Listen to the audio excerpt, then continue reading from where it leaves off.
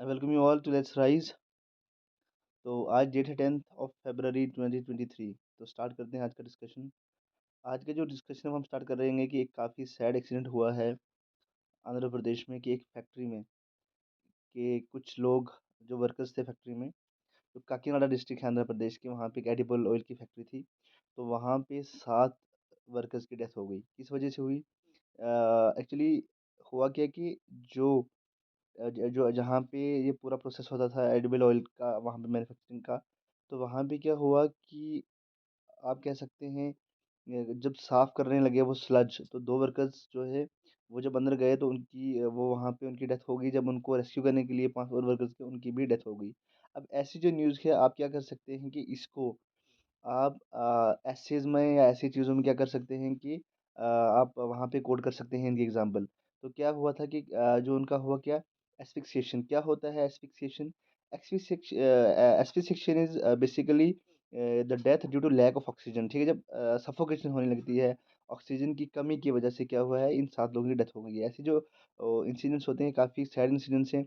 आप कह सकते हैं due to lack of technology या और due to lack of awareness, ऐसी चीज़ों से जो ऐसे एक्सीडेंट्स होते हैं वो देखने को मिलते हैं। तो आप इस एग्जाम्पल को बहुत सारे एसेज या ऐसी जगहों पे क्या कर सकते हैं, कोट कर सकते हैं। जो हमारा सेकंड आर्टिकल है वो है appeal for cow hug day unconstitutional. देखिए, जो लेफ्ट विंग ट्रेड यूनियन है, ऑल इंडिया ट्रेड यूनियन, जो कांग्रेस की एक ट्रेड यूनियन है, उन्होंने कहा है कि जो अपील करी थी कुछ दिन पहले animal animal welfare board of India ने, कि जो 14 डे जो 14 फेब है, इसको जैसे बहुत सारी कंट्रीज़ में या ऑलमोस्ट बहुत सारी मतलब जो कंट्रीज़ हैं वहाँ पे ये किया जाता है कि सेलिब्रेट किया जाता है एज अ वैलेंटाइन डे। तो इंडिया में क्या किया जाए कि उसको सेलिब्रेट किया जाए as a cow hug day. ठीक है। तो आप कह सकते हैं for the awareness about animals according to this animal welfare board of India, कि आप क्या करें कि एक जो ये 14 फेब है इसको आप मार्क करें as a cow hug day. लेकिन जो AITUC है, ठीक है, जो all India trade union congress है, उन्होंने कहा कि ये जो मांग है animal welfare board of India की, ये बिल्कुल अनकॉन्स्टिट्यूशनल है। कि आप कैसे ऐसे कर सकते हैं कि आप इस डे को आप मार्क करें as a cow hug day, क्योंकि according to them this is unconstitutional. कि अगर आप बात करें यहाँ पे हमारे फंडामेंटल ड्यूटीज़ की, देखो यहाँ पे ये जो आर्टिकल है इसको डिस्कस करने का मकसद है कि आपको जो सभी फंडामेंटल ड्यूटीज़ हैं वो याद होनी चाहिए, आपको उनके बारे में पता होना चाहिए। जैसे मोस्ट ऑफ द टाइम्स हम क्या करते हैं कि फंडामेंटल ड्यूटीज़ को हम इग्नोर कर देते हैं, कि उनको इतना हम सीरियस नहीं लेते हैं, उनको याद नहीं करते। तो हमें बिल्कुल पता होना चाहिए कि फंडामेंटल ड्यूटीज़ के बारे में। जैसे हमारे यहाँ पे जिस फंडामेंटल ड्यूटी के बारे में यहाँ पे बात की जा रही है वो है Indian constitution stood for encouraging scientific temper. Scientific temper की जो बात है वो की जाती है आर्टिकल 51A H, जो एच जो हमारी एट्थ आप कह सकते हैं फंडामेंटल ड्यूटी है, वो है अबाउट इनकरेजिंग साइंटिफिक टेम्पर। तो यहाँ पे बात की जा रही है कि ऐसा आप ना करें। ये क्या है कि अनकॉन्स्टिट्यूशनल है, क्योंकि हमारा जो कॉन्स्टिट्यूशन है, फंडामेंटल ड्यूटी जो है 51A H, वहाँ पे बात की जा रही है to encourage scientific temper. Next हमारा काफ़ी इंपॉर्टेंट टॉपिक है, ये हमारा एडिटोरियल है आज का, जो कि इंटरनेशनल रिलेशन का टॉपिक है। यह है exploring the blue in the India France partnership. अब इसमें काफ़ी ज़्यादा फैक्ट्स दिए हुए हैं, जिनके नोट्स जो हैं जिसके आपको मिलेंगे हमारे टेलीग्राम चैनल पे, बिल्कुल हैंड रिटन नोट्स आपको वहाँ पे मिलेंगे। अगर बात की जाए इंडिया और फ्रांस की, अगर हम बात करें ट्रेड की, तो अगर इनका एनुअल ट्रेड देखा जाए 2021-22 में, यह है $12.42 बिलियन, जो कि काफ़ी बड़ा नंबर है। और अगर की जाए फ्रांस की बात, तो ये इंडिया का 11th लार्जेस्ट फॉरेन इन्वेस्टर है। ठीक है, इंडिया में कितना इन्वेस्टमेंट होता है, फॉरेन इन्वेस्टमेंट इंडिया में ये है $10.31 बिलियन, अगर हम अप्रैल 2000 से लेकर जून 2022 की बात करें। अब क्या हुआ है कि अगर फ्रांस को देखा जाए तो फ्रांस इंडिया का सेकंड लार्जेस्ट डिफेंस सप्लायर भी रहा है।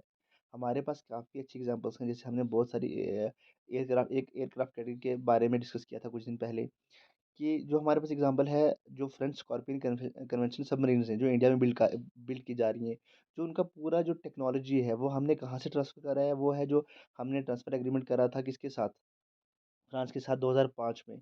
तो उनके थ्रू क्या किया जा रहा है कि इन सबमरीन्स जो हैं, स्कॉर्पियन सबमरीन्स कन्वेंशन सबमरीन्स, इनको बिल्ड किया जा रहा है इंडिया में। तो पूरी टेक्नोलॉजी, जो पूरा टेक्नोलॉजी है इसमें, वो हमने ट्रांसफ़र किया है। कहाँ से लाया है? वो हमने लाया है फ्रांस से। उसके बाद आपने सुना होगा रफ़ाल जेट्स के बारे में, जो रफ़ाल जेट्स हैं वो हमने कहाँ से इम्पोर्ट किए हैं, वो जो 36 हमने रफ़ाल फाइटर जेट्स हैं वो लाए हैं हमने कहाँ से, कि फ्रांस से। उसके बाद टाटा ग्रुप ने भी टाई अप किया है, जो एयरबस कंपनी है कहाँ की, फ्रांस की, जो सी 295 टैक्टिकल ट्रांसपोर्ट एयरक्राफ्ट हैं वडोदरा में जो बन रहे हैं, इसका भी जो टाटा ने टाई अप किया है वो एक फ्रांस की कंपनी है जो है एयरबस उसके साथ। उसके बाद बहुत सारे मिलिट्री जो डायलॉग्स हैं या जो जॉइंट एक्सरसाइज़ेज़ हैं, हमने बहुत बार वीडियोज़ बनाए हैं मिलिट्री एक्सरसाइज़ेज़ पे, उनको डिस्कस भी किया है, जैसे ही वो न्यूज़ में आती हैं। जो फ्रांस के साथ हम एक्सरसाइज़ेज़ करते हैं मिलिट्री जॉइंट एक्सरसाइज़ेज़ वो कौन-कौन सी हैं? वो है वरुणा जो कि एक नेवल एक्सरसाइज़ है, उसके बाद गरुड़ा जो एयर फोर्स एक्सरसाइज़ है और शक्ति ये जो है, ये एक आर्मी एक्सरसाइज़ है, मतलब टेरिटोरियल आर्मी के साथ ये एक्सरसाइज़ की जाती है। आपने ये 3 जो एक्सरसाइज़ेज़ हैं मेन ये याद रखनी है। उसके बाद आप कह सकते हैं कि France is among the first countries इसने किया था which signed a civil nuclear deal with India. उसके बाद अगर जो परमानेंट बिड है इंडिया की इन यूएन सिक्योरिटी काउंसिल उसमें भी फ्रांस ने इंडिया का सपोर्ट करा है।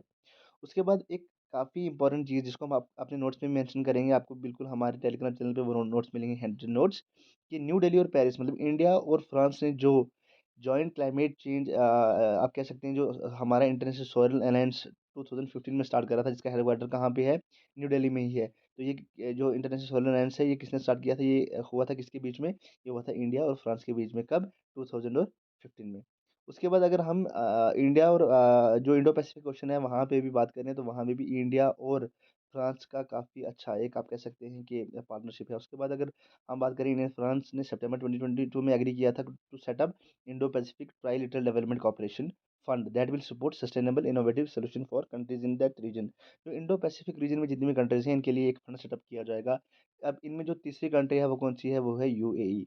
तो देखिए, आपको इस आर्टिकल से, इस एडिटोरियल से समझ में आया होगा कि फ्रांस के साथ जो हमारी पूरी हिस्ट्री रही है आज तक ट्रेड किया जितने भी हमने उनके साथ पार्टनरशिप रहा है, तो फर्दर क्या कर सकते हैं कि इंडिया और फ्रांस मिलकर इस ट्रेड को, इस कॉपरेशन को आगे बढ़ा सकते हैं। ये हमारा इंटरनेशनल रिलेशन का टॉपिक से इसमें कुछ इंपॉर्टेंट फैक्ट्स थे, जो आपको यहाँ पे नोट करने हैं। इसके नोट्स जो हैं हैंड नोट्स आपको हमारे टेलीग्राम चैनल पर मिल जाएँगे।